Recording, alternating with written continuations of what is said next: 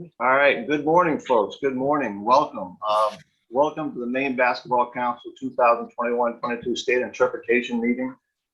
Very excited. I've had this date circled on my calendar for quite some time. Couldn't wait to get started for this season. It's great to see so many familiar faces, and I hope we have some fun today. First of all, I want to thank, on behalf of the leadership of all the boards in the state of Maine and the Maine Basketball Council, I want to welcome you. If you took last season off, welcome back. If you were kind enough to put your time and effort into last season, thank you from the bottom of my heart for officiating in some of the most difficult situations we've ever faced. But we're really excited about this season, looking forward, trying to get back on track. First and foremost, I want to give credit where credit's due. This presentation is a joint effort among all the interpreters and site supervisors in the state of Maine. Every one of these individuals you see listed on this page contributed to this presentation, and I'm merely the spokesperson of the group. So I want to give credit that these folks were instrumental in creating the presentation and reviewed all the information. Just a reminder that today's session also counts as the old pre-tournament meeting that we used to have. Because we have this being a pre-tournament meeting, I'm going to cover both Crew of 2 and Crew of 3 floor mechanics throughout the presentation. I know that's confusing to some, but for those folks who aspire to work in the postseason, they really need to know the Crew of 3 stuff. So we're going to try to cover that. If you have questions, I don't know how much time I'll have today. Put them in the chat box. And if I don't get to them today, I'll make sure I get a memo out to people and answer those questions for you. Today's agenda is fourfold. We're going to talk about the rules changes, points of emphasis. Then the crux of this presentation is going to be on the Maine officiating initiatives.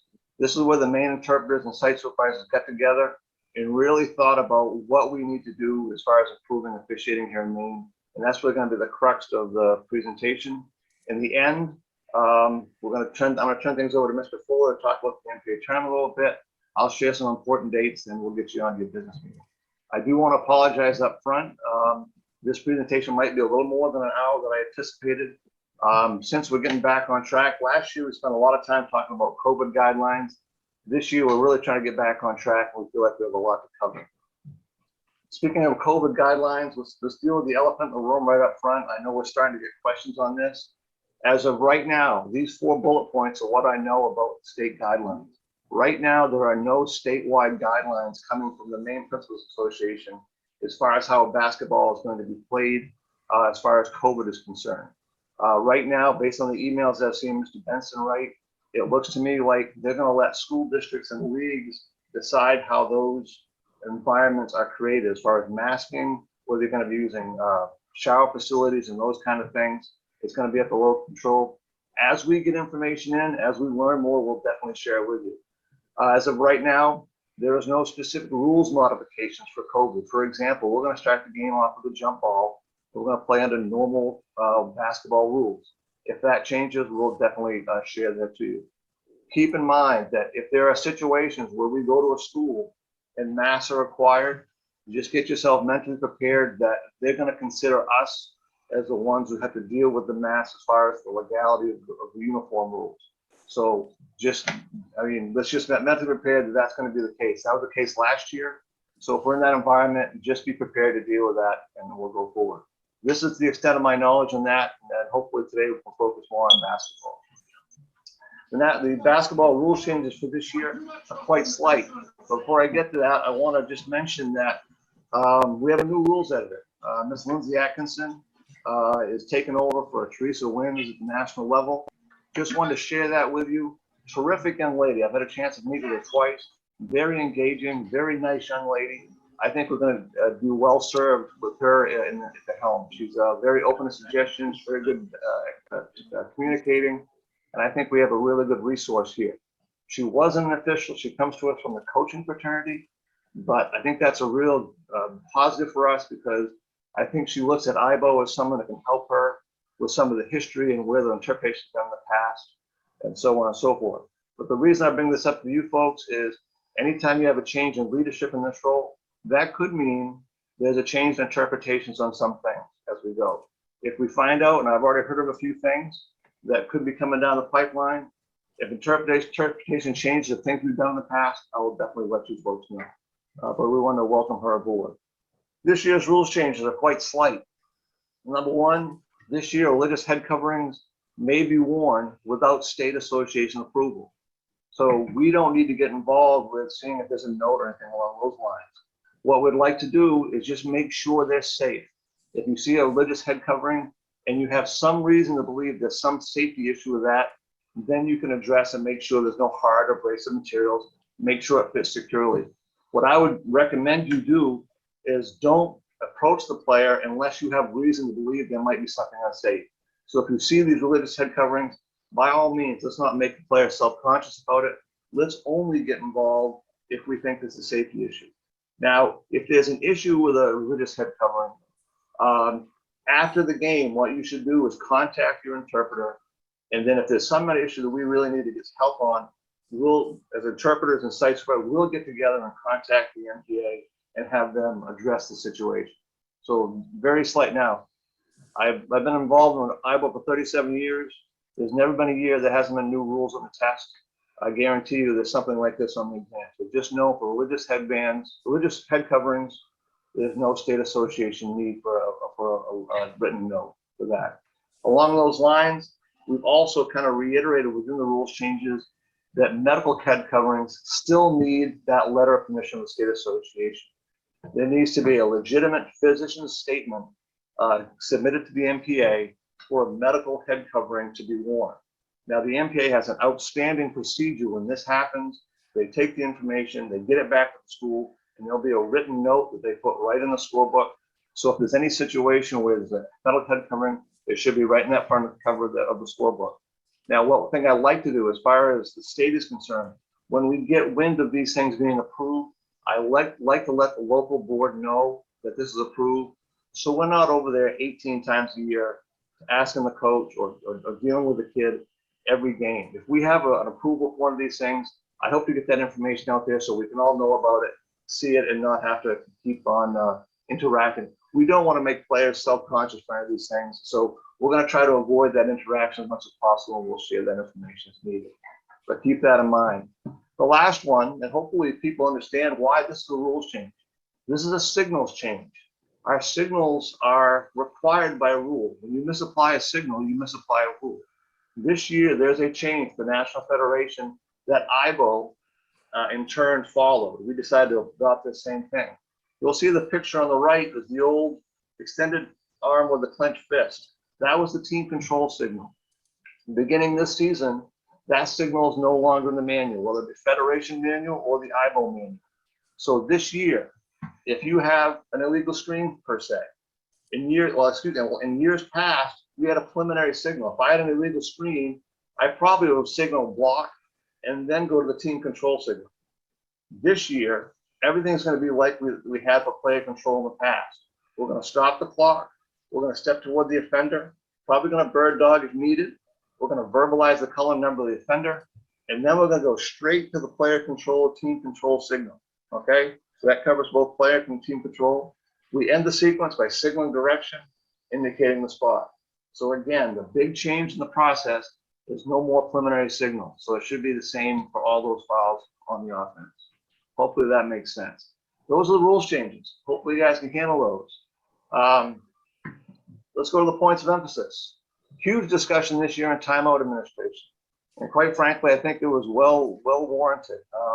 We all know that there needs to be player control for a timeout to be granted. We also know that we've been told in the past that coaches must understand, and we put this in big red letters on the coaches' video. They've gotten the same message. They've got to understand that just because they've requested a timeout does not guarantee it'll be granted.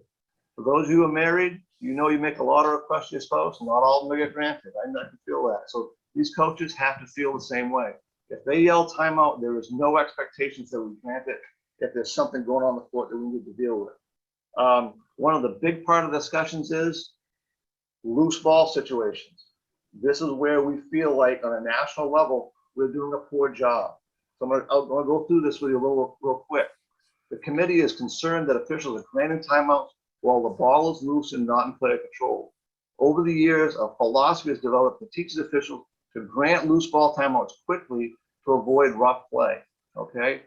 So while preventing this rough play is desirable, That concept cannot supersede the basic rule there must be player control for a timeout is granted. If there's any doubt, do not grant the timeout. And they want to emphasize that if you see players jumping on the pile, even though they're going for the ball, okay, this does not justify the rough play. Rule the contact to be illegal rather than trying to rule a held ball or try to grant a timeout to avoid the situation. We officials have done a pretty poor job over the last few years in these loose ball situations. We blow the whistle when there's no team control, and those possessions are precious. If you get in a tight ball game, that AP arrow means a lot to that coach. If they have that AP arrow, it impacts how their strategy on the end of the game. So make sure we're only ruling held balls when we have to. We're only granting timeouts when we have to, when the rules support it. And if there's fouls, by all means, go for it. Now, one of the things the Federation is recommending, and this is something we have not put in our manual, but IBO is kind of saying, yeah, this is a pretty good idea. What the Federation is saying, during loose ball situations, the granting the timeout should be responsible of the primary coverage official. In other words, whoever's closest to the play that can see the control, they should be the ones during a loose ball to determine if a timeout should be granted. Let's take a look at a play. You will see this play here. You won't even see the ball from this camera angle. Okay, the ball is loose right now. Okay, neither the trail or the lead can see the ball from this angle. The center is the only person that can see the ball. But notice the lead granted timeout anyway. And the head coach is looking at the trail like, why didn't you honor my request? What, are you stupid? So he pats this guy on the back. Thanks for the timeout. Okay, look at the angle right now. We can't see the ball. The trail can't see it. He is perfectly justified in not granting this timeout. The lead can't see the ball. The only person in the gym that can see the ball is the center, and he's ruling a held ball. I'm not sure that ruling's correct either, but if he's ruling a held ball, there's no way we have full support for a timeout. So the moral of the story is, in a situation like this, people away from the ball have to be disciplined and allow the official closest to the ball to determine if there's control and if the timeout can be granted. Again, this timeout request for this coach is just a request. That's all it is. And so let's keep the discipline during those loose ball situations. Make this a pregame issue. By all means, discuss this and let's get this play right. Next point of emphasis is screening. We're pretty good at screening in Maine. We have the screening principles down pretty well. We know the screener can face any direction. We know time and distance are relevant. The screener has to be stationary, except for that one situation where both the screener and the opponent are in the same path, moving in the same direction. Other than that, you have to be stationary. Screeners have to stay within that vertical plane with a stance shoulder width apart, and the screener must be in contact with the playing court. If you meet those criteria, you're going to be pretty good in your screening. You're not going to have too many possessions lost for you with the screen. Now, one of the things we're seeing, usually you think about screening, you think about post players, you think about in the lane. But probably the most prevalent screen we're seeing that's illegal right now is point guards. Point guards are doing a lot of this dribble handoff type thing where they're dribbling, passing the ball off, and still moving while screening. This is illegal. Most of the time we see them moving toward the lane. It's a little bit unusual here, but they'll move toward the lane, pitch the ball to a teammate, and commit an illegal screen. Excellent ruling by the official. Now here's a screen that we should talk about where number 50 in white sets a screen. His stance is wider than shoulder width apart. Notice how the lower torso, the legs, cause the defender to be impeded. This is illegal. He's outside that vertical plane, and it should be ruled a foul. Okay, so we have to look for that. If those legs are what's causing the impedance of the opponent, that's a foul, and we should rule it as such. In the state of Maine, we have a rules exception in the state of Maine. Had this contact been square in the torso, in other words, had the legs not impacted the defender, we're going to rule this to be legal. I don't think this is a problem because I've never seen anybody call an illegal screen just because the screen is wide. But to clarify, at the national level, if your screen is wide and the contact's in the torso, it would be considered an illegal screen as far as the rule is concerned. In the state of Maine, we have an exception that says the only contact's in the torso and no other contact, they're not impeded by the lower legs. In the state of Maine, we're going to rule that to be legal. So that is an exception to the rules that we have in Maine. So if you have any questions about that, by all means, put that in the chat box and I'll be free to address it. The next thing is we really have to make sure there's time and distance. This is the kind of play we have to get right. There are a lot of screens in front of jump shooters. We've got to see this. This screener jumps out in front of the player being screened and doesn't allow time and distance. We have to discipline ourselves to know that when people are setting up for jump shots, most likely there's going to be a screen in front of that jump shot. So in this situation, this is what we call a two official play. The first thing, the trail probably can use passing activity to quickly peek at the screen first and then move to the catch. The screen happened first, then the catch. You might be able to get this illegal screen, but technically in this situation, the lead official should be looking at the screen while the trail takes care of the pass in the crew of three. You'll notice the lead official starts a count here. We have a disadvantage here in Maine where our officials bounce between crew of two and crew of three. And I think this is a situation where you have an official do a lot of crew of two, and a crew of two, this lead has to have this count, and he properly starts it. Now in a crew of three, and we've got basically both officials looking at the ball, and we miss an illegal screen. So again, good pregame issue. This is a two official play. We want one official on the ball, one official on the screen. Okay. Screening outside the visual field. Watch what this young man does. He sets a blind screen. The player in white comes up short of contact. Okay, this is illegal. All right, when you set a screen outside the visual field, if you're setting a screen on a stationary screen, a stationary player, they're allowed that one step backwards without contact. This player comes up short of contact, commits an illegal screen. This illegal screen leads to a goal. Okay, very important play. We don't see this too often. You don't see back screens, especially against teams playing zone defense like this, but it does happen. We should also note, even though the screen's outside the visual field, we still allow time and distance. And sometimes that contact is severe. Watch this play. This player should be afforded up to 2 steps because he's moving. He's moving backwards. Even though he can't see the screen, he's still allowed those 2 steps. This screener does allow those 2 steps, and this screen is legal because he allowed the steps, even though the contact is severe. This young man was actually hurt on this play. This is a legal screen. So sometimes contact is severe, especially when it's outside the visual field. So keep that in mind as you're officiating this season. That's a screening points of emphasis. The next point of emphasis is Euro steps, spin moves, and jump stops. Are they legal or are they illegal? I get a kick out of this first statement. If executed within the parameters of the rules, each of these plays is legal. That kind of makes sense. Okay, so what we're going to do is going to show both legal and illegal activities in Euro step. Here's a legal Euro step. Okay, young lady ends the dribble while airborne, just barely airborne. She steps to the right. Okay, establish the pivot foot. She steps to the left, lifts the pivot foot to shoot. Perfectly legal to lift the pivot foot to shoot. This is a legal Euro step. Now let's compare that to this play.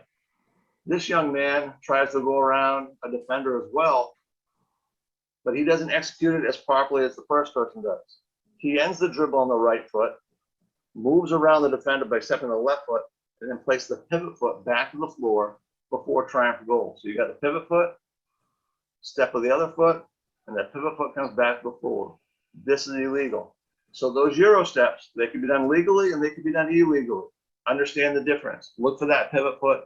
If it comes back to the floor before trying for goal, we need a traveling violation ruled on that play. Let's look at spin moves. Watch what this young man does. Makes an excellent move to the basket. Perfectly athletic, beautiful move. There's only one problem with it. It's illegal. What he does on the spin, he ends the dribble. He's got his right foot in contact with the floor. He steps to the left foot and then places the right foot back to the floor before trying for goal.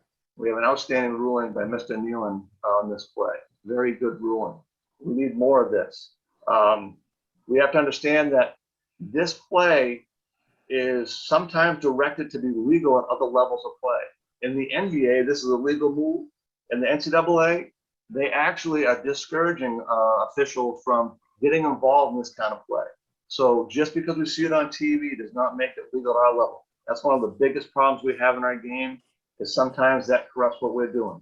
Our rules are pure, and we need more rulings at our level on this kind of play. Now, a spin move can be done legally.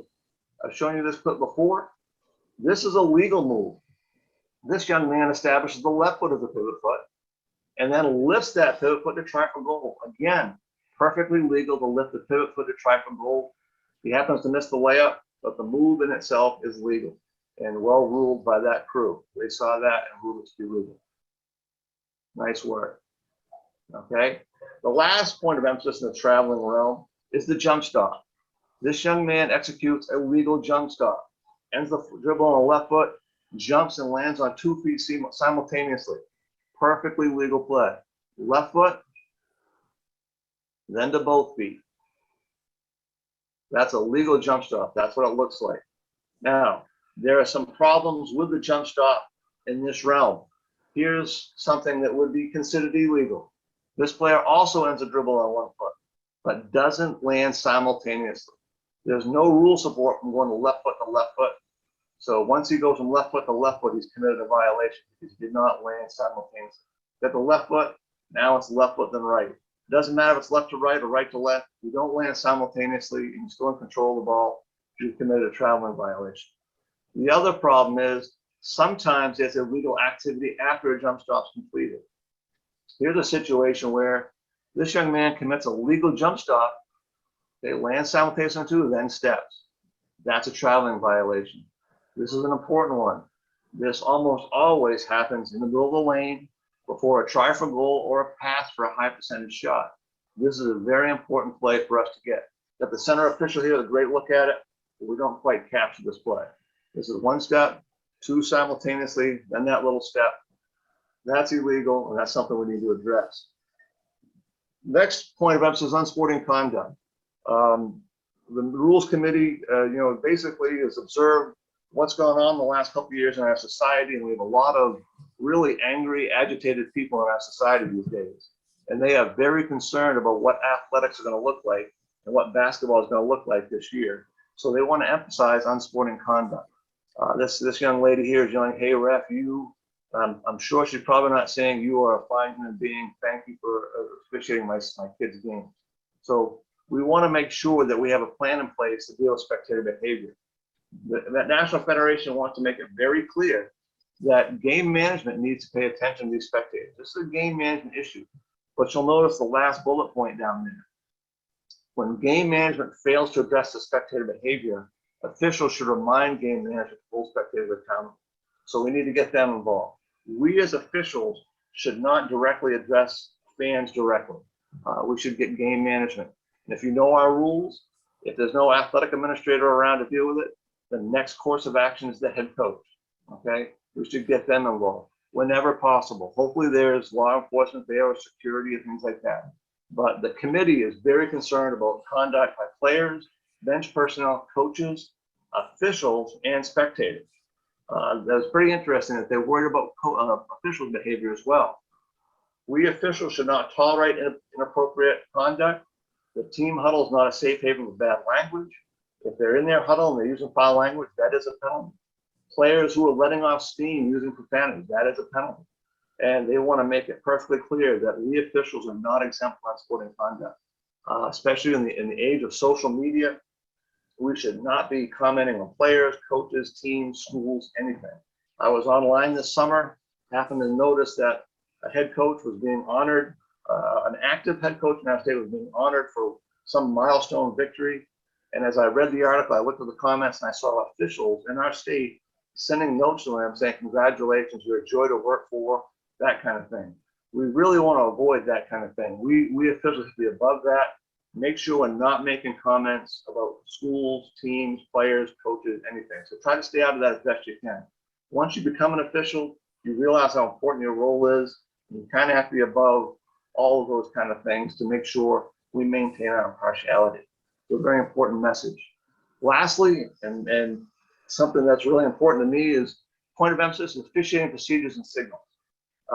In the state of Maine, we don't have the issue like we do in other states.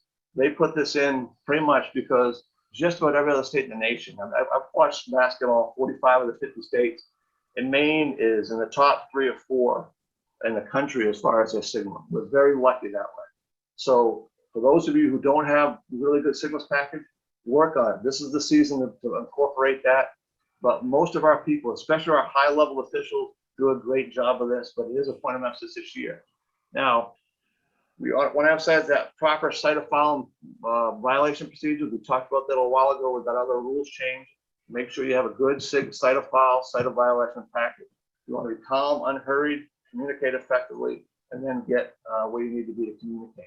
Now, a couple of years ago, I put a survey out, and I asked the question, do you think officials signaling should impact whether they advance the tournament? 67% said yes, 29% said no. I'm pleased with the 67%. I'm glad people see that. I've got bad news for the 29% that it does matter, okay? We have an obligation as state interpreters, state coordinators to make sure we evaluate all the entire package an official brings to us.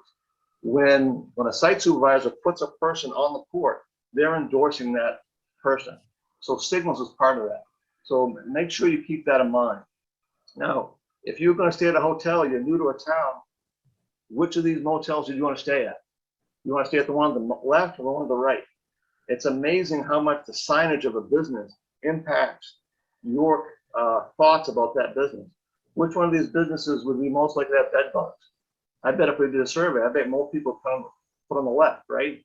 So think of your signals as your business. Think of how you're displaying your business. So make sure you understand that we site supervisors the same way. If we see someone with a pristine signals package, we're going to think very highly of them, and it's going to impact well in their officiating career.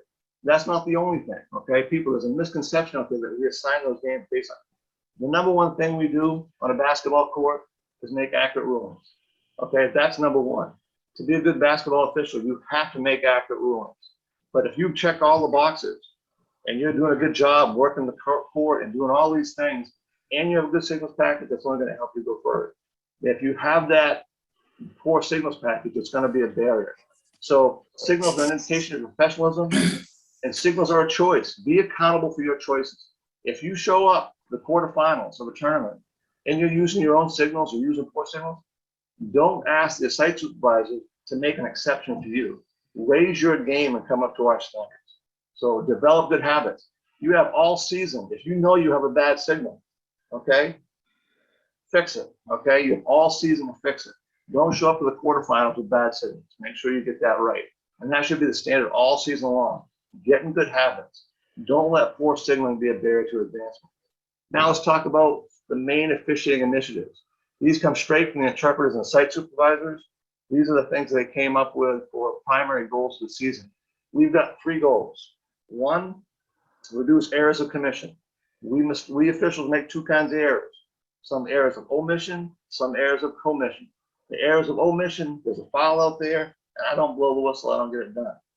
But the errors of commission, I actually rule something to be illegal that's not illegal. And that's probably the most problematic error we have in our game. So let's talk about that a little bit. The other thing we want to talk about, I'll get to that in a second, fool official plays and improving position adjustments.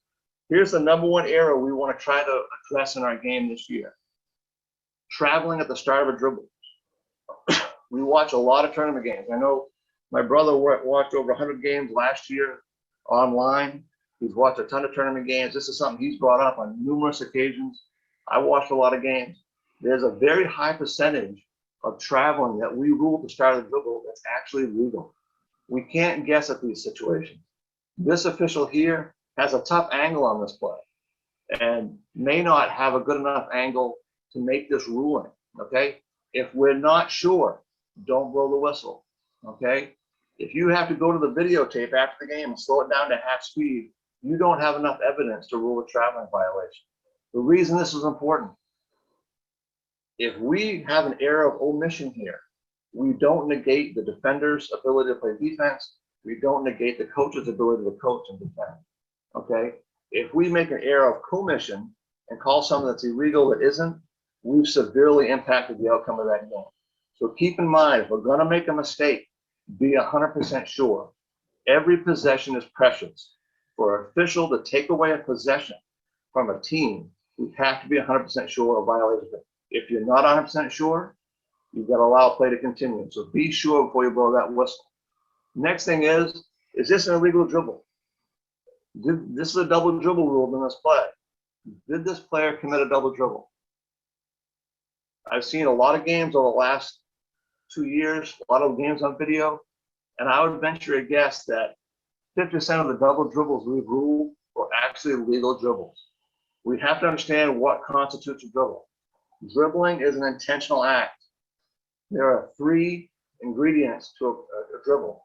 1, you have to have player control. 2, you have to intentionally back, throw, or push the ball to the floor. And then you have to be first to touch the ball. If these 3 things happen, a dribble's occurred. Watch this play here. This young lady makes a steal of the ball. It hits her hand, touches the floor. She then catches the ball and starts a dribble.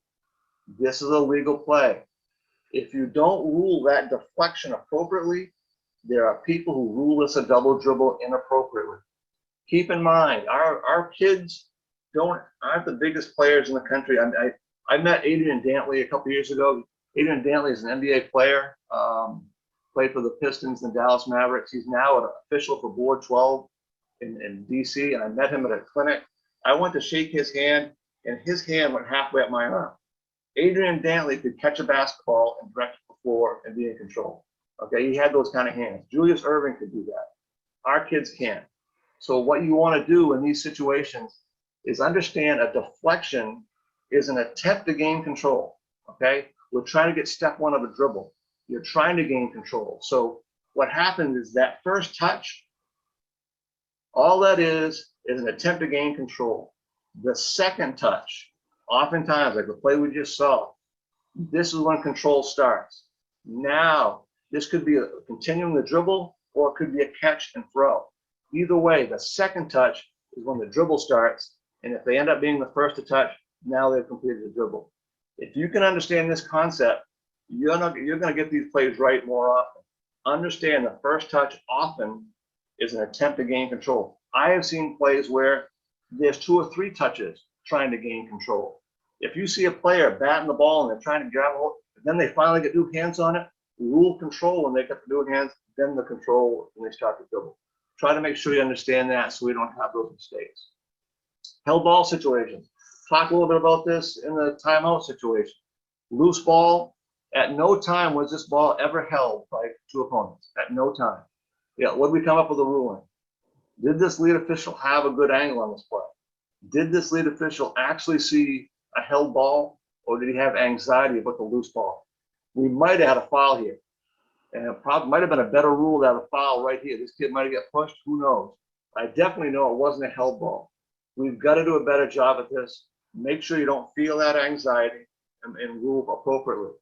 Probably the most important thing that we can do in our game is make sure we don't rule incidental contact to be illegal. On this next play, this player cuts the basket, is contacted slightly by the defense behind. Watch this girl curl the basket. The defender places a hand on her back, and we have a foul rule. Okay? Was this player impeded? By our hand checking rules, this is a foul. Placing a hand on and leaving it on is a hand checking foul. Going back multiple times is a hand checking foul. A hand going on, and then with a quick separation, there is no rule support for a foul in this play. And what do? We now take away a high scoring opportunity away from the offense. If they're not in the bonus situation, we now make them a throw-in situation. The defense gets to set up. Huge advantage for the defense by calling a foul in this play. So don't make this kind of mistake. Make sure you understand that incidental contact, master rule 427. Don't make this mistake. The other kind of incidental contact we really have to address is rebound contact. Watch Mr. Millard and Mr. Ray on this play. They make an outstanding ruling on fairly significant contact. Green number 5 is contacted pretty significantly. White number 5 contacts in the back. But let's think about green number 5. What's his goal? His goal is to jump, grab the ball, land legally, and make an outlet pass. This contact did not impact his ability to do that. Let's watch this one more time. This contact does not impede the opponent whatsoever. This is properly ruled to be legal incidental contact. We have to understand that. Now, we do want to note that Mr. Millard probably should be stepping toward the end line rather than the backcourt on this play. But after seeing the point guard in this game, I can kind of see why he took off. That point guard was pretty quick. All right. So those are the points of emphasis for the state of Maine as far as getting rid of those errors of commission. The next thing we want to cover is fully official plays. These plays are becoming way more prevalent at the high school game than they've ever been before. We actually address this with the coaches this year too. We're asking their help in addressing some of these plays. These are some of the plays that you got to look for. First and foremost, the dribble ahead ball. The defense shifted towards him. That okay, up the jump this shot player may have been fouled. Demps Okay? will pick up the foul But line. the foul was probably Hey, really what? that head snapping back. Watch this dribbler again. He snaps that head back. If he's legitimately fouled, I don't think the hand check causes the head to go back. What would cause that? If you had contact in the head, that might cause it. No different for the defender. The defenders are doing it too. Okay, so here's a play where the defender is leaning on the offense, committing the foul, body bumping, and then acting as if foul. Okay, so we officials cannot fall for this head ball. This play was properly ruled a body bump and a foul in the defense. But we also have to understand this acting as a foul is a problem as well. Here's another problem. The shooter kick out. This jump shooter would never have been contacted if they went straight up and landed straight down. Okay, this number 3 in black decides to stick the right leg out, and all of a sudden now there's contact with the defender. Believe it or not, this is a player control foul. Okay, do not fall prey to this technique. You trails officials, center officials in your area, if you see this, that defender was illegally tripped on this play, and that should be a player control foul on that. Also, jump shooters, it is uncanny how many times jump shooters just fall to the floor nowadays. They are just asking for us just to rule a foul on every jump shot. If you see this activity, first of all, don't fall for it. Don't rule fouls when there's no contact like this. And if you have a little bit of intestinal fortitude and you know Rule 10.4.6F, by all means, penalize the way it should be. Rule 10.4.6F is very important. Let's talk about defender flopping principles. Believe it or not, Southern Methodist University did a study on flopping. Let's figure out what they learned from that. Let's talk about the law of momentum. They used the principle of conservation of momentum. Take these two billiard balls. The one moving has incoming momentum due to its mass and velocity. The second has mass but not velocity, hence no momentum. When they collide, the first ball slows down, the second speeds up. But the total momentum is unchanged. It's the same. Keep that in mind. Total momentum is unchanged. So if you've got one party going to another party, that total momentum doesn't change. Keep that in mind as we show some of these clips. Let's go to the next point. SMU study. Let's talk about tornado collision. This study concludes that there are 3 categories of reactions to basketball-type collisions. 1. The player reacts naturally and steps back after contact. Natural reaction. The player reestablishes a new base of support and doesn't fall down. 2. The player reacts naturally and falls down because of the inability to step back quickly enough to establish a new base of support. That's a natural reaction of taking a shot. Intentionally keeping the feet planted.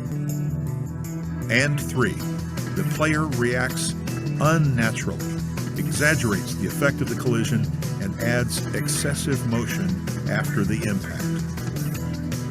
Okay, so hopefully you saw the difference between the natural reaction and the exaggerated reaction. All right, so that's one of those keys you want to look for. People who flop exaggerate the contact to bring attention to themselves, hope you'll fall for it, and then blow the whistle and rule the foul. When you see this next play, is this a natural reaction or is this an exaggerated reaction? For the Rockets and Blazers, Gary Trent Jr. defending James Harden. Harden bumps into him. Oh, Trent's never been hit that hard in his life. No foul call, 3-pointer for Harden though. All right, so now we see that exaggerated reaction. Those are the type of things we look for. Again, we're not going to fall for those kind of things. And 2, don't be afraid to penalize it. If you have a defensive player flopping and you have an offensive player continuing to move toward the goal, delay your whistle, allow that player to complete their play, and then penalize that illegal act of acting as a foul. Let's watch this play. What kind of angles does lead have on this play? When we talked to the site supervisors and interpreters this year, one of the biggest things we talked about is making sure there's actual contact before calling a player control foul. We are so good at calling player control, and we're pretty good at it in the state of Maine, but defenders are picking up on that, and they're doing this kind of activity. They're just falling down, and they're not giving us a legitimate reason to rule a player control foul. So again, let's watch the lead on this play. He's got no angle, okay? So if you have no angle on play, and you're not sure what happened, you have no justification to rule a player control foul. And we'll talk about in a minute how to get a better angle on this play. The center can do something to help us out. But again, ensure there's contact before ruling a player control foul. Now, I was told in the state of Maine it wasn't a problem. The next 3 games I watched after telling someone that, and they argued with me saying that it's not a problem, I saw significant situations where flopping fouls happened and impacted the outcome of games. 2 minutes, 29 seconds left in this game. I want you to watch red number 1 right here. He's going to move toward the lane. Think about the law of momentum, and then you tell me whether or not that the player that was in the lane got fouled or not. Watch red number 1. Watch the player in the lane. He's moving at a certain rate. Watch the player fall back. Law of momentum. Did that player fall back at the same rate he was contacted? It looked like he sped up tenfold. Okay? The team in red lost possession here. 2.5 minutes to go in a tight game. Ended up losing the game. Very important concept. So keep in mind, it is happening here in the state of Maine. Here's another thing that we want to address. Watch player number 34 roll to the lane. He jumps. We have a center official with great angle. Doesn't rule the foul on the defender. Doesn't rule a player control foul here. My estimation, I bet you he's saying there's a flop by the defense. Look what happens to the offensive player after the play. If this defensive player flops, we have to understand that players on the floor, players lying on the floor are in an illegal position. So if you're an official and you don't feel comfortable ruling that flopping technical, we at least have to understand that lying on the floor like this is an illegal position. And if that causes the offensive player to trip, that offensive player is now no longer in rebounding position. He's severely impacted on a close play. That is now a blocking foul. So make sure you understand that players lying on the floor are in an illegal position. Okay, let's go to floor mechanics and signals. We had some changes this year. One of the leading concepts of trying to incorporate is this concept of a wide triangle. We want to lead wide, probably around the 8 position. We want our trail at the initial starting position at the 28-foot line. We want our center free throw extended at the sideline. We don't want that triangle squeezed unless we have to. So this is optimum position. We have the sister concept in the crew of 2 called boxing in. So you'll notice a lot of our manual changes, a lot of our edicts this year deal with keeping everybody boxed in, either a triangle or boxed in with the 2 officials. The lead official. This year, we have far too many officials that head down the court in the lead and automatically go wide. They go to the 8 position every single time. This is a new graphic in the manual this year where, depending where the ball is located, you will determine where you're going to set up. If the ball is wide on your sideline as the lead, you start at the 8 position. You see the 1 with the ball, you see the 1 over there at the end line. If the ball is in the middle of the court, number 2, you're going to split the difference and start between the A and B position. If the ball is on the opposite sideline, you are free to cut the corner and start your position right at the B position. Far too often, our rotations are too late because people are starting wide, play starts to develop in cross basket line, and our leads are too late getting there to cover that play. So you want to make an effective decision when you cut up the court. Make sure you incorporate that into your game this year. We incorporated this concept. We actually put in the manual this year that we want our leads 3 to 4 feet off the end line. Now, we all know there are gyms that we work that we don't have 3 or 4 feet. But if you have it, use it. We want to get off the end line. Far too many lead officials have their toes right on that end line. Get back, increase that vertical cone of vision, increase that width, that horizontal cone of vision, and see the play. When it comes to position adjustment, our leads are really good at this movement. the close down movement. When the ball goes in the middle of the court, we're excellent at closing down. When the ball goes across basket line, we're pretty good at going to the C position and rotate. The one position adjustment we're not good at is when we're in the B position and the ball kicks back wide, we're not good at going back to A. This is the one adjustment that we really have to work on as a group. You know, what generally happens, this is a crew of two situation, okay? Don't let the ball get outside your outside shoulder, okay? This lead should get wide when the ball goes wide. The advantage is you'll be facing the lane, and now you can see secondary defenders as they move into the lane. You want to have a good angle when these plays develop. If you're looking inside out, as you turn your head, you're not going to see that secondary defender, and you may miss a play because of that. Here's a crew of three example. In a crew of three, there's no excuse to have this, okay? There's no excuse because in a crew of three, the lead doesn't look at the ball here because the trail's already got it. The lead should back up and focus toward the lane, get back to the A position, and then when this play develops, they'll have a much better angle on this block charge play. So again, let's take a look at this. This is what he should do. Just get wide, face the lane, and let that play come into your sight of vision and see that secondary defender. Much better approach to that play than what he did. Now, we actually put in our manual this year, if you're the lead in a closed down position and a try is in flight, we actually want you to move back toward A, take a step or two back toward the sideline, get some depth, and get that vision for the lane for the rebounding action. If there's a drive to the basket, you'll see the graphic on the right. If a drive to the basket occurs on your side of basket line, if you stayed right where you are in the B position, it'd be straight line. So if the drive happens, we want you to position adjust toward the sideline and try to look through. That's in our manual. It's a position adjustment we're actually requiring this year. Here's a great example of that. Here's Kevin Mansfield out of the Bangor area. Does a great job, okay? He sees the ball goes wide, he gets wide, gives him an opportunity to see that secondary defender, and he makes a good ruling, okay? So once again, the ball went wide, he reacted, he got wide, gave himself a pretty good shot at this play. So keep that in mind as you're officiating this year. Another thing we did, I watched a lot of games a couple years ago before the pandemic, and one of the things I wrote down the most over the last couple of years was people are afraid to abort bad rotations.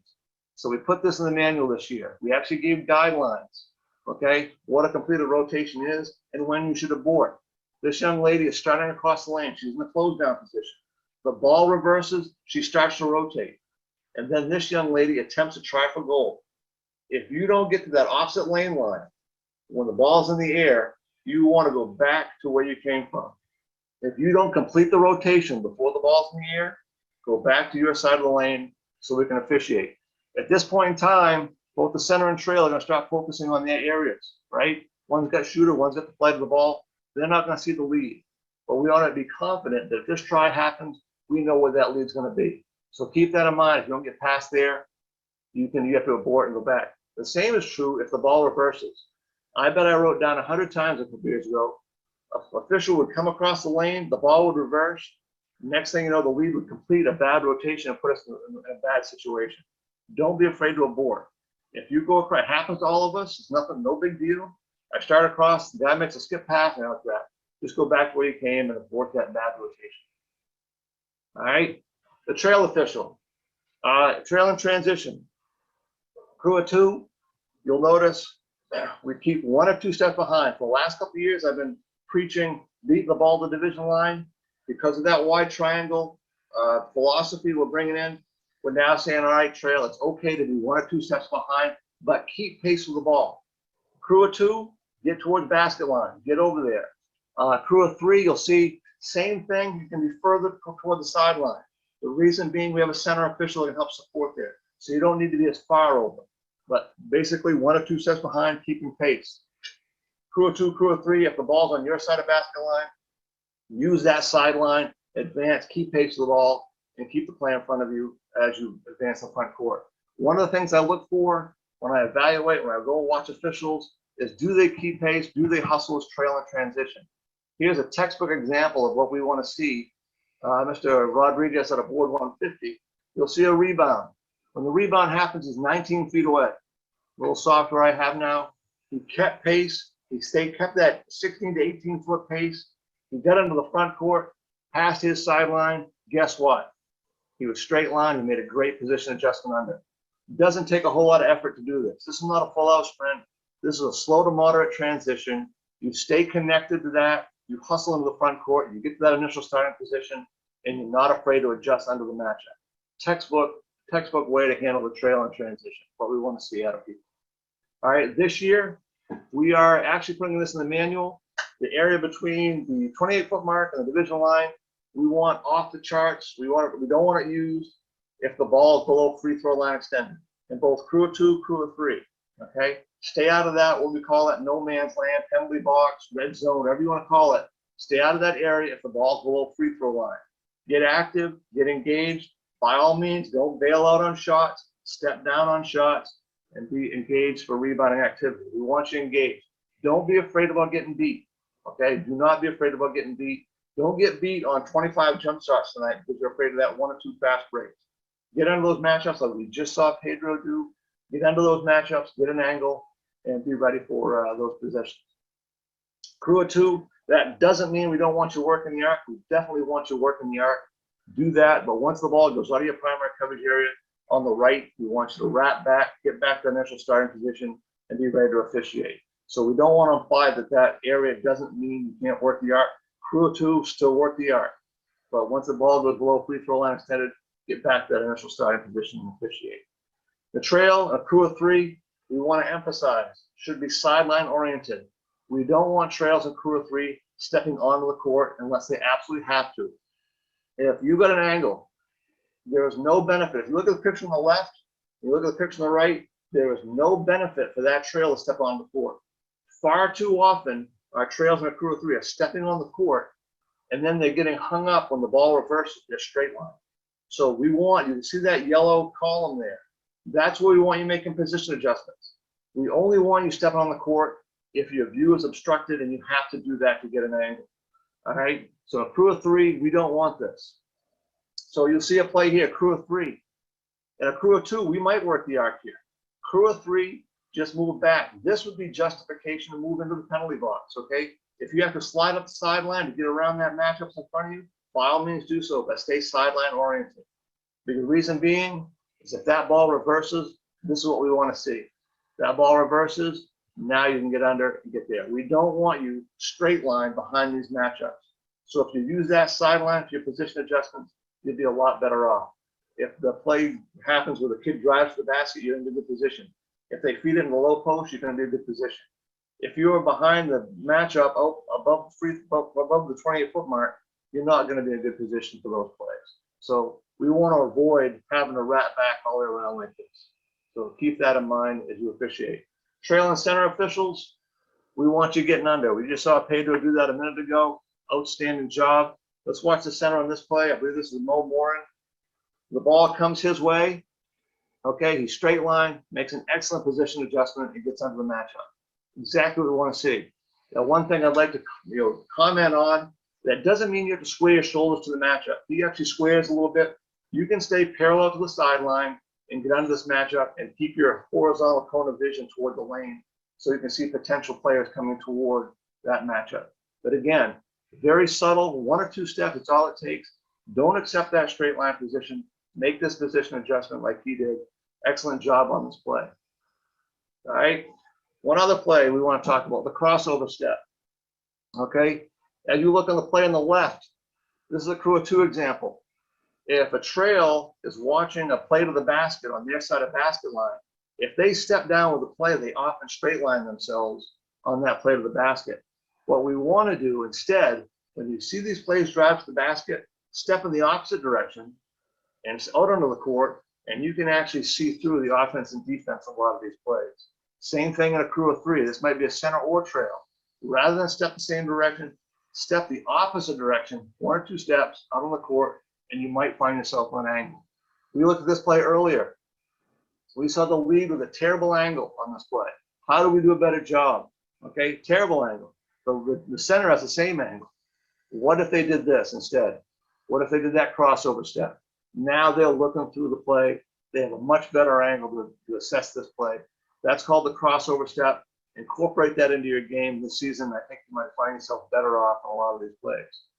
Couple of procedures to think about. This is actually something Mr. Benson brought up to me last year after the state tournament a couple of years ago. We had that incident with Central Rooster and Dexter. He wanted us to talk about how to properly handle last-second shots.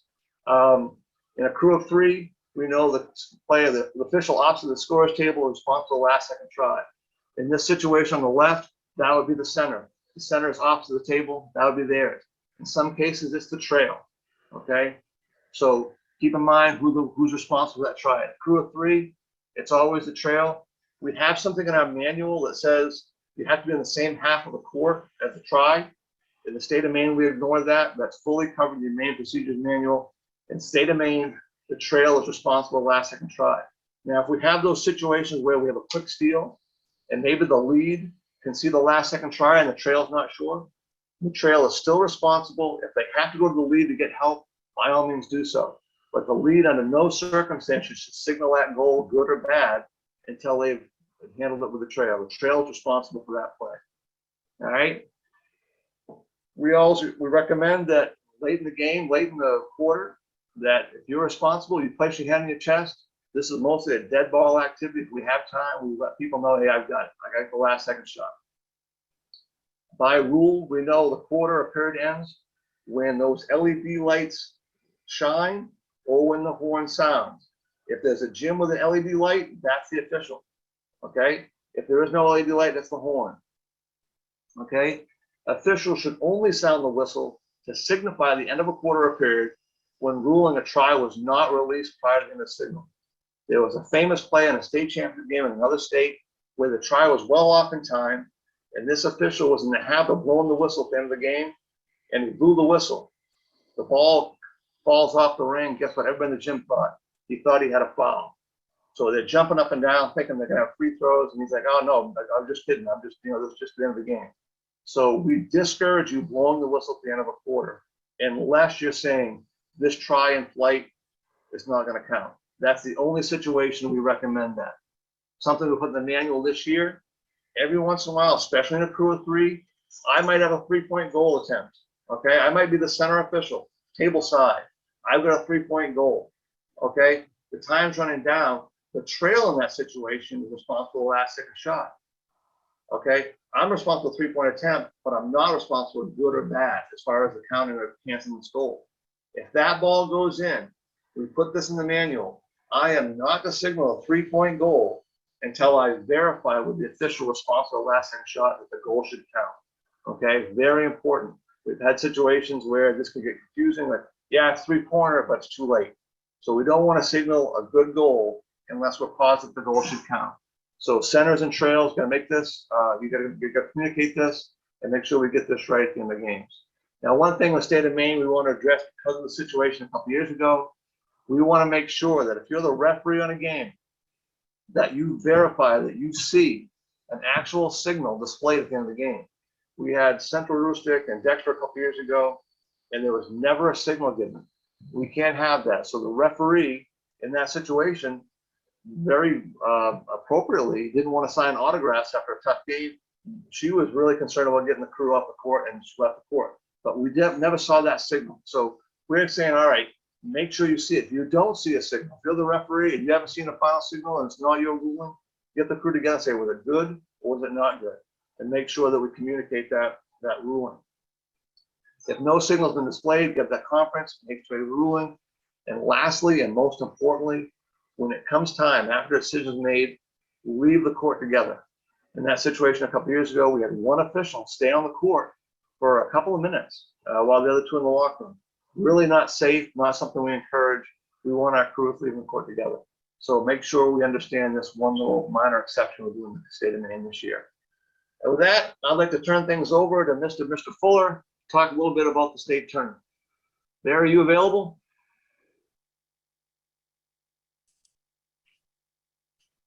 Unmute. All right, there you go, Barry. Thanks, TJ. Great job. Thank This you. is a lot of information in a short time. And that's why it's great that this is being recorded. You can go back and you can revisit this. And like TJ mentioned, any questions you might have, you can also send those questions to me rather than bombard by TJ. Some of the time I have to go to him anyway, to make sure I'm on the right page. But anyway, so the things I'm going to talk about right now pertain mostly to the tournament, okay? And I say mostly, but actually you can apply them to the regular season as well, because this is the time to get ready for the actions that you have as an official that will help you get into the tournament and also maintain and progress within the tournament. So let me touch on a few of these things that were put together by TJ and his site supervisors and interpreters. So first of all, professionalism. This is something that we are really strong at. In all my years, I have never seen an unprofessional official show up at a tournament site in every way. They dress appropriately. They sit away from anybody that could influence their decisions or give a perception of favoritism. They're in the locker room on time.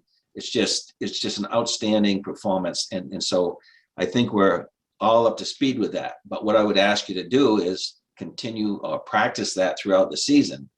I know sometimes we're in a gym where we're familiar. Maybe it's in our hometown. Maybe it's a school that you've been 4 times to, but maintain that level of professionalism just as if you were at a tournament. So now on attitude, keep a positive attitude regardless of the game you've got, whether you're doing a junior high game or you're doing a JV game or a game that you traveled 2 hours to. Treat it like the tournament. But in the tournament especially, if you're in the pool, you're in there for a reason. And the pool of people that are going to treat every single game like it's the most important game, which it is for those kids that are playing. So keep your attitude positive, regardless of the game assignment that you get. In terms of effort's expected. You're expected to be in shape. You're expected to be able to keep up with the play. And when we say that, and TJ alluded to this in one of our clips, bailing out by the trail, okay? 100% effort doesn't mean you never get beaten down the court. What it means is you're 100% effort in covering your responsibilities for that play. So if you are bailing out and you're leaving, in a crew of 2, especially during the regular season, if you're leaving your partner to handle all the rebounding and all the pressure on the press, all right, that's not a good thing. That's not 100% effort.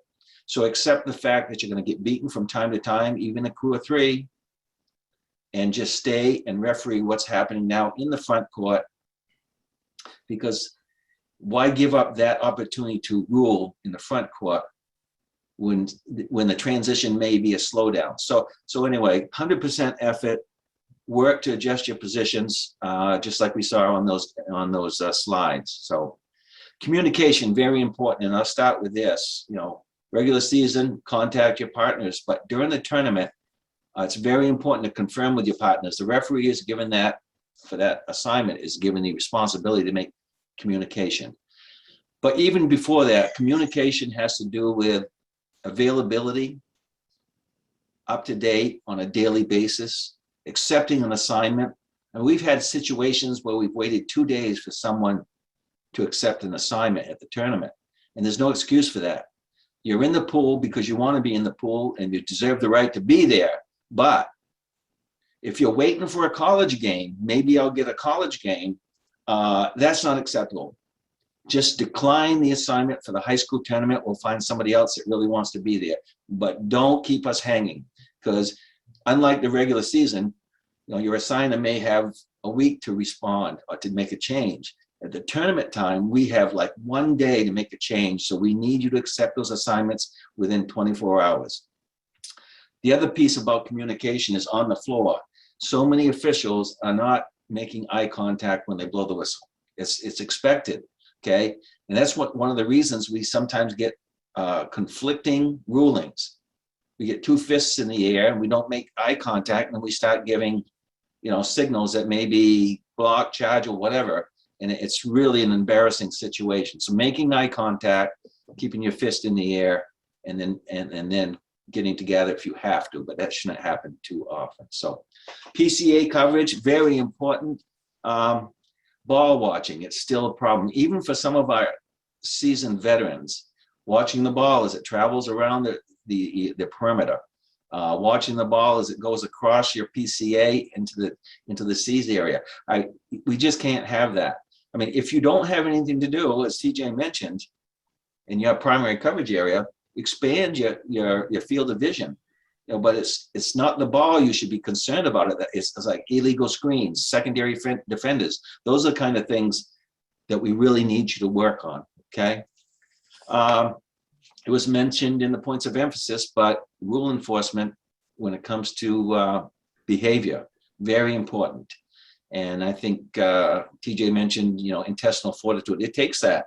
2019 tournament, we had a very intense game, close game, and we had an official that appropriately ruled a technical foul when the coach was 4 feet out on the court. And this is in the front court. So it was the right call, and it sends a message for all others that are watching that, hey, look, this is the rule and we're going to enforce it. And it comes to players, it comes to coaches and bench personnel. So don't be afraid to rule on those behavior problems. Also, contact. I mean, that's the number one reason you're there. The number one reason is you are great at rulings. And that's what we need. That's what the game needs. And so that's the primary reason that you advance in these tournaments, your rulings. It doesn't mean you can sidestep some of the other things that we look for, because as you know, in the tournament, the pyramid gets very small at the top. So those with a complete package are going to make it to the top, right? And we may have more officials that meet that requirement than we have spots for the state championship or the regional finals. So there will be times when you do meet all the requirements, but you won't be slotted for whatever reason. It has to do with teams, has to do with dates, it has to do with availability. All those things come into play. But remember, the pyramid gets very small at the top. So if you're not looking in the mirror and checking your signals and checking the manual, that may cause a problem for you as it gets down to the finals. Accountability. This is something that we really need to take pride in. Look at yourself. Look at yourself in the mirror. Have somebody video you and get an honest opinion of your skills, whether it be your signals, your ability to keep up with play, your ball watching possibly. So take that accountability to improve yourself and do a fair assessment on whether or not you are really a quarterfinal official or you're a state championship official. And the best time to do that is during the regular season.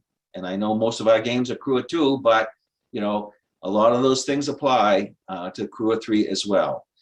The other thing that I would mention on accountability is all those things TJ just talked about. There's several items in there that are new. You're going to need to make some changes, but the sooner you get up to speed with those changes, the better you'll look when you step on the Civic Center floor. So those are the kind of things that we're expecting, not only in the tournament, but regular season. So I hope you can really buy into these things. And if you have questions, don't be afraid to ask. And with that, I'll turn it back over to TJ. Thanks, Derry. I appreciate it. Just for your information, I guess the thing to share with you, just to jump on that, the site supervisors this year, Clay, Halliday, and Bango, myself and Augusta, and Barry in Portland. One of the things I really like NFL football, and I'm a big statistics person, and one of the things I look at is quarterback ratings, where they take all these statistics and they throw them in this formula and they evaluate quarterbacks and who's the best and that kind of thing. And I always wonder, what if there was such a form of basketball officials? What if we put professionalism, pregame preparation, rules action, all these things in there, and we came up with a rating? Where would you stack up? I mean, how well do you do? And when you think about what a site supervisor's goal is, we really, on some kind of level, we try to evaluate all these things and reward those folks who do the things right that we ask them to do. Now, I hope for everybody's sake that you don't feel like this presentation and our approach is like this. We're not trying to beat you over the head with a dead horse. Our goal is try to lead the horse to water, give you the information you need that you can be successful, and hopefully you guys apply it and make our job difficult. We hope we get to a point where we are looking at state championship caliber officials and say, we don't have room for you in our tournament. That would be a wonderful problem to have in our state if we got so good. So try to just take these things to heart and get out there and do the right thing. These are eligibility requirements. They haven't changed. You got to have your attend your state clinic, score 86 above in the exam, get your 50 more games for a career, 15 for the current year. Now we're in a COVID situation. Trust us, when we don't want to lose, we'll let you know, we don't want to lose quality officials because of COVID situation.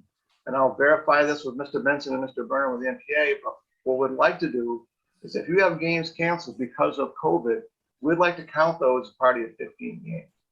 So we want to make sure people who are putting the effort into high school basketball are eligible at the end of the season. So we'll make sure we communicate that with you when we get that verified. If you're wondering where you stand as far as your eligibility, on the Maine Basketball Council website, we have every official in the state of Maine in a database where you can go in anytime and see where you're tracking as far as your eligibility. You go to the Maine Basketball Council website, there's a right heading that says MPA Tournament Info.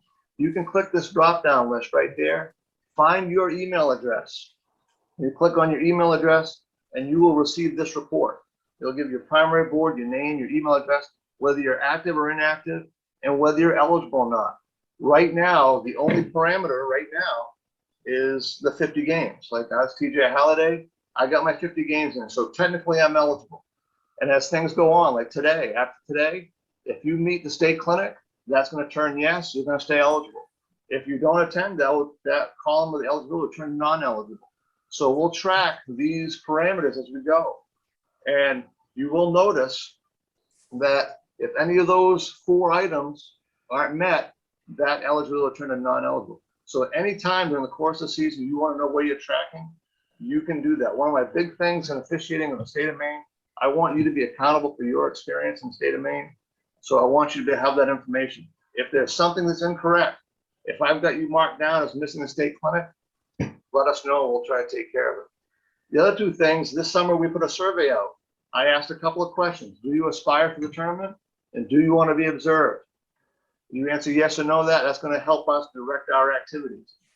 There are several people at 50 games in that opted out, didn't want part, no problem. That helps us understand where our observation should be. We have an observation strategy. Based on that survey, we saw that there were 19 officials this year that crossed that 50 game threshold. They're going to be brand new to eligibility this year, okay? We've got 12 people on that 35 to 49. They may become eligible this year. We're going to keep track of that. And then we're 2 years away from some of these folks here. So as far as the site supervisor is concerned, we're going to really focus on these officials to make sure they get seen, given feedback in case they get into that tournament pool. Very important. If you change your mind on that, go let me know and we'll update it and we'll put you on part of our list to be observed. Important dates, after all the activity of the state clinics and the exam and that kind of thing, the only piece left will be whether you get your 15 games in. So in early December, I'm going to send a list to the interpreters of every board saying, look, this is what we have for eligibility for a list. I'm going to give them about a month. They're going to get back the information, and then we're going to release that proposed eligibility list to every one of you officials out there.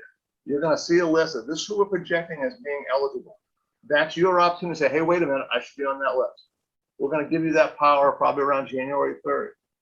After we give you a week to review the list, once we get it finalized, we'll send that list to the NPA so they can get the information to schools. On January 17th, we'll be sending all eligible officials a ballot. You can vote for your peers, whether they belong to the tournament or not. We're going to get that back a week later, and that will start our process. Okay, the board school ballot is going to be done around 28th, and from February 6th, the site supervisors are going to meet and try to finalize that tournament pool of all the information. You will notice that if you look at the NPA calendar, February 10th is the last countable game. On February 11th, that tournament pool will be announced. And you will notice that in some cases, there will be prelim games on February 12th. It's going to be an open tournament this year. So in Class C, there's more than 16 teams in those brackets. That could mean there's prelim games that very next day. So we're going to need that information real quick. If you're currently an arbiter in the NPA site, if you worked in the tournament 2 years ago, you're still there, keep that availability up to date. Assume you're going to make it and keep that availability up to date, and we'll adjust as needed. For the people that we're adding, we'll make sure you have the opportunity to get that availability up to date. So if you're an arbiter, keep that up to date. On February 11th at noon, we will release that list to you so you know if you made it or not. We don't want to, this is something we're very adamant about. We want transparency. We want you to participate. We will let you know the tournament pool. We'll send you that list. It worked very well 2 years ago, and that way there's no more wondering if you got a list or not. We'll also send a tournament memo. It's already done. We'll send you the memo of all the information you need as far as the expectations, parking and reimbursement, and that kind of thing. Wrapping it up, you have two resources in the state of Maine. One is your handbook from the IBO. The other is the Maine Procedures Manual. That Maine Procedures Manual is on the council website. By all means, download it, make sure you have it. We're responsible for applying all those rule exceptions, all those manual exceptions, and the 8 main interpretations. You should know all of those. That can be downloaded from that section right there of the website. Very quick, very easy. If you're having any issues, let me know. If you have questions during the season, rules-based questions, please contact your board interpreter. We have a process that we contact the interpreter. If they can't answer the question, if there's some situation that comes up that's not covered by rule, we interpreters will get together and have an answer and have the answer for the entire state. We're working very hard to be consistent and give people consistent information. If you contact me directly, I'm going to send you back to the interpreter. Every official in the state should feel free to contact me anytime if they've got ideas for improvement. I'm happy to talk to anybody about the game of basketball. I want to be accessible. But if it's rules-based, make sure your interpreter has first crack at that.